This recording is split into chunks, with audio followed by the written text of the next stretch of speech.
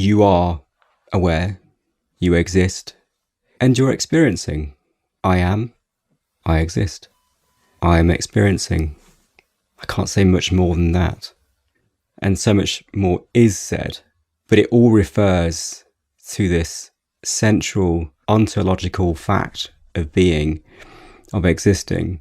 So just this noticing that you are, that you're aware, and that there's this kind of unfolding of energetic patterns.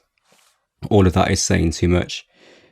This unfoldment is allowed because that's what's occurring.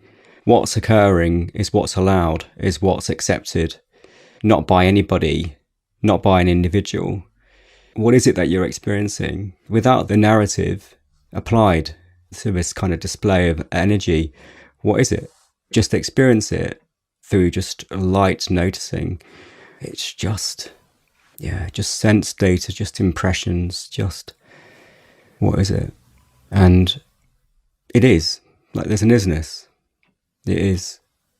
And what is has this fundamental permission to be as it is.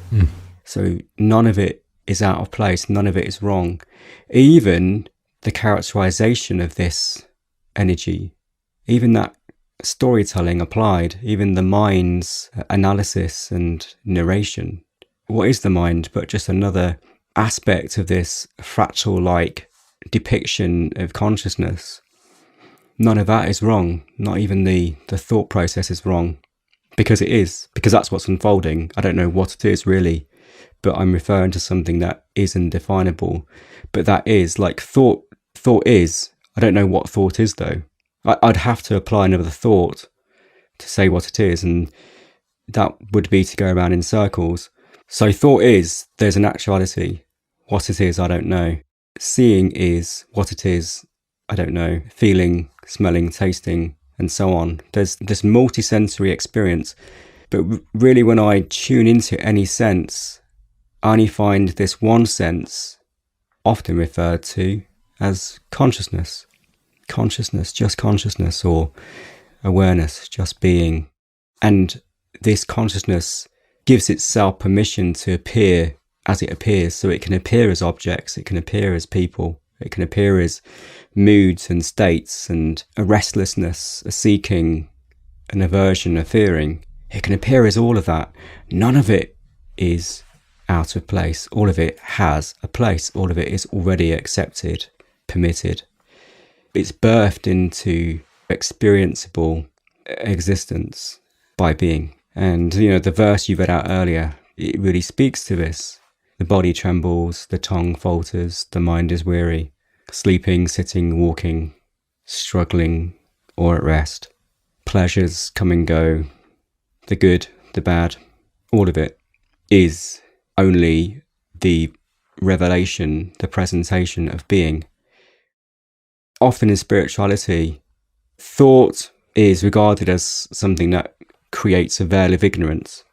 In another way, thought characterizes reality, gives it definition, and we could say helps reality know itself this way, but it's not the only way. Experience can be seen to conceal the truth. In another way, experience reveals truth. Because there's only truth, there's only reality, so all of this can only be that. Whether that is doing something seemingly spiritual or mundane, it's all being, it's all reality. Reality is content with how it appears. It's not trying to get rid of any of it. It's not making any of it wrong, because there's only that. And you're already there, you're already at that center point, you're already in that middle way. It's not to make one or the other wrong, it's to be that balancing of being. Being is already balanced, and even the manifestations are inherently balanced. They balance one another, they create one another, and that's just how reality is experiencing itself right now. As the Gita says, the entire world is pervaded by me, by my unmanifest form.